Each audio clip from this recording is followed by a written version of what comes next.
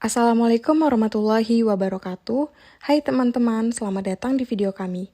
Kali ini, kami akan mempresentasikan video maket apotik yang telah kami desain guna memenuhi tugas mata kuliah Manajemen Farmasi dengan dosen pengampu yaitu Ibu Apoteker Erniza Pratiwi, Magister Farmasi, Sekolah Tinggi Ilmu Farmasi Riau. Sebelum itu, saya akan memperkenalkan anggota dari kelompok 4 dari kelas S14A, yaitu yang pertama ada Alfiah Tahani, yang kedua Caroline Meliza, yang ketiga Indra Arif Firmansyah, yang keempat Laura Chania, yang kelima itu ada Melanie Putri Dewi Tasari, yang keenam ada Nur Aini, yang ketujuh ada Putri Zamzam, dan yang terakhir ada Rifka Izzah Fadilah. Sebelum melihat video lebih lanjut, saya akan menjelaskan sedikit tentang Sekolah Tinggi Ilmu Farmasi Riau. Di Provinsi Riau, terutama Kota Pekanbaru, mutlak didirikan program pendidikan strata 1 farmasi, karena outputnya juga diharapkan dapat mengantisipasi dampak perkembangan wilayah, arus persaingan bebas, dan eksistensi Provinsi Riau untuk mengambil peran penting dan bertanggung jawab mengembangkan sumber daya manusia yang profesional dan mewujudkan pengembangan pendidikan nasional. Oleh sebab itu, Yayasan Universitas Riau telah memprakarsai berdirinya perguruan tinggi di bidang farmasi, yaitu Sekolah Tinggi Ilmu Farmasi Riau yang dibuka pada tahun 2002 dengan izin Menteri Pendidikan Nasional SK nomor 170-D-O-2002 tanggal 12 Agustus 2002. 3 program studi telah terakreditasi untuk Prodi D3 diakreditasi oleh LAM-PTKes dengan nomor 0092-LAM-PTKes-AKR-DIP-2-2020. Prodi S1 diakreditasi oleh LAM-PTKes dengan nomor 0739-LAM-PTKes-SAR-SAR-12-2019 dan profesi apoteker yang diakreditasi oleh LAM-PTKes dengan nomor 0740-LAM-PTKes-AKR-Pro-12-2019. Alamat Sekolah Tinggi Ilmu Farmasi Riau berada di Jalan Kamboja, Simpang Baru, Panam, Kota Kabupaten Kota Pekanbaru, Provinsi Riau, Indonesia. Selamat datang di Apotek Farmasi. Apotek Farmasi ini memiliki apoteker penanggung jawab yaitu Ibu Apoteker Erniza Pratiwi, Magister Farmasi. Nah, pada Apotek Farmasi ini memiliki fasilitas yaitu ruang tunggu, ruang meracik obat, bagian administrasi, swalayan, ruangan konseling apoteker, ruangan poli umum, ruangan staf, gudang obat, musola, toilet, dan juga area parkiran yang cukup luas. Nah, terdapat 2 pintu masuk di bagian depan dan bagian samping apotik guna memudahkan pasien. Pada bagian luar apotik, terdapat area parkiran dengan wilayah yang cukup luas, di mana pasien akan memarkirkan kendaraannya sesuai dengan tempat yang telah disediakan, seperti kendaraan bermotor ataupun mobil. Selanjutnya, saat masuk di pintu utama, pasien akan melihat adanya ruang tunggu untuk peracikan obat. Adanya swalayan pada bagian kanan, di mana swalayan ini berisikan produk obat-obatan OTC yang biasanya digunakan tanpa harus melalui resep seperti golongan obat bebas dan bebas terbatas. Contohnya itu ada obat sirup, obat herbal, multivitamin, kemudian ada suplemen dan lain-lain. Nah, di bagian swalayan ini juga terdapat produk kosmetik dan juga alat kesehatan. Pada bagian pojok kanan, terdapat wastafel tempat mencuci tangan sebagaimana telah ditetapkannya protokol kesehatan dengan cara mencuci tangan terlebih dahulu dan menggunakan hand sanitizer.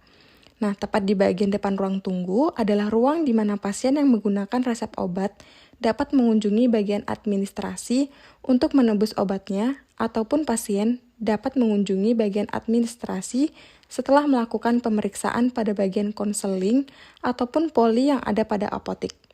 Nah, masuk ke dalam ruang peracikan, di mana setelah pasien memberikan resep yang akan ditebus, bagian administrasi akan mengirim formulir pengisian ataupun pendataan obat yang akan ditebus oleh pasien. Resep tadi akan diberikan ke dalam ruang racikan untuk di-screening oleh staf bagian racikan. Resep tadi akan di-screening oleh apoteker yang kemudian akan diberikan kepada asisten apoteker untuk dilakukannya penyiapan obat pasien.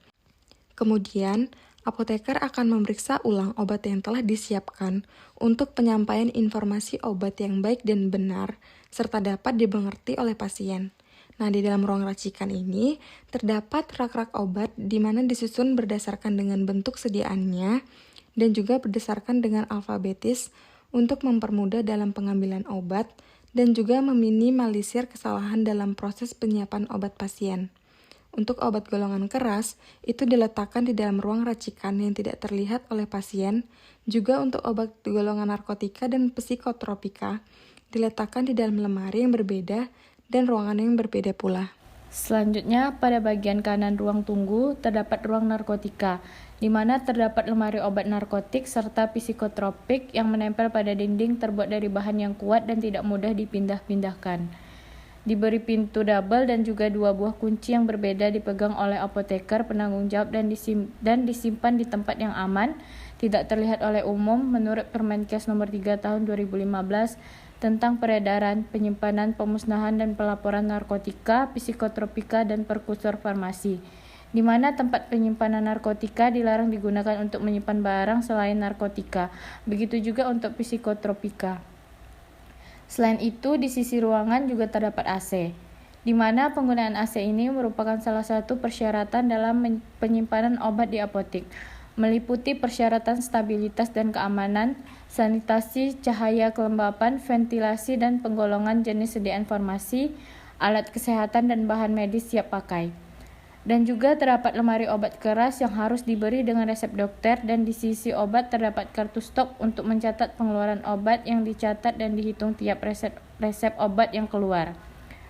Obat disusun secara alfabetis dan untuk setiap bentuk sediaan, obat juga dirotasi dengan sistem FIFO.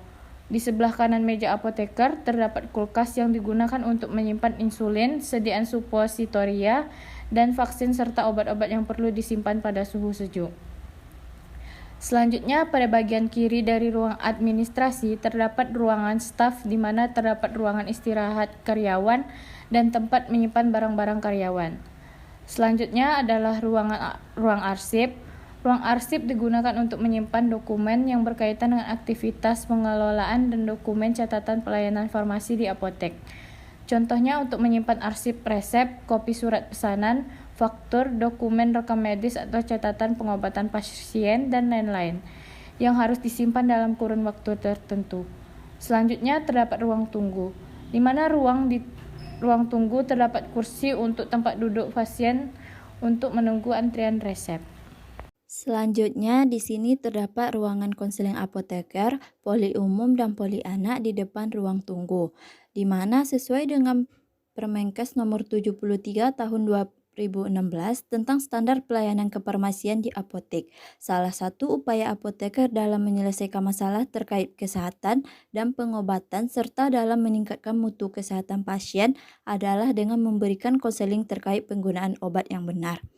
Nah, di dalam ruangan konseling ini terdapat kursi, meja, dan alat bantu konseling lainnya. Pasien yang perlu diberikan konseling adalah pasien yang memiliki kondisi khusus, pasien terapi jangka panjang, pasien dengan penggunaan obat dengan instruksi khusus, dengan indeks terapi sempit, dan pasien dengan tingkat kepatuhan yang rendah. Setelah itu, di sini terdapat gudang yang digunakan untuk menyimpan stok-stok obat yang akan digunakan jika persediaan obat di dalam ruangan peracikan obat habis. Obat-obat yang baru datang akan diletakkan dalam gudang ini dan kemudian disusun berdasarkan jenis sediaan dan juga diurutkan sesuai dengan abjad. Untuk obat yang baru harus dibuat kartu stoknya dan untuk obat yang akan dikeluarkan harus didata agar data obat baru dan obat lama tersusun secara rapi. Nah, di dalam gudang ini juga terdapat kulkas yang digunakan untuk meletakkan obat-obat yang penyimpanannya harus dengan suhu freezer seperti insulin, vaksin, dan obat supositoria. Berdasarkan buku panduan resmi standarisasi sediaan obat Farmakope Indonesia, suhu penyimpanan maupun suhu yang harus diperhatikan pada obat memiliki kriteria sebagai berikut, di mana untuk suhu dingin tidak boleh melebihi dari 8 derajat Celcius, untuk suhu sejuk tidak berkisar antara 8 sampai 15 derajat Celcius dan suhu kamar berkisar antara 8 sampai 30 derajat Celcius. Apotik farmasi juga menyediakan musola yang dilengkapi dengan sejadah dan mukena bagi perempuan. Pada kedua sisi musola terdapat tempat pengambilan wudhu dan pintu untuk masuk ke toilet, di mana toilet ini terpisah antara laki-laki dan perempuan. Dalam pembangunan suatu perusahaan seperti apotek juga harus didukung oleh sarana dan prasarana yang baik, gunanya untuk memudahkan baik bagi pemilik perusahaan maupun bagi orang yang akan mengunjungi suatu tempat tersebut menjadi nyaman. Suatu apotek yang baik juga didukung oleh sistem informasi manajemen yang baik pula untuk menunjang pelayanan kesehatan di apotek tersebut. Sistem informasi manajemen yang baik juga membantu staf dan atasan dalam berkomunikasi, gunanya meningkatkan kualitas dari apotek dan juga meningkatkan pelayanan kesehatan pada pasien, agar pelayanan informasi obat dapat diberikan secara maksimal. Manfaat menggunakan sistem informasi manajemen adalah memudahkan pihak manajemen dalam melakukan perencanaan, pengarahan, dan pengawasan dari jalannya bisnis.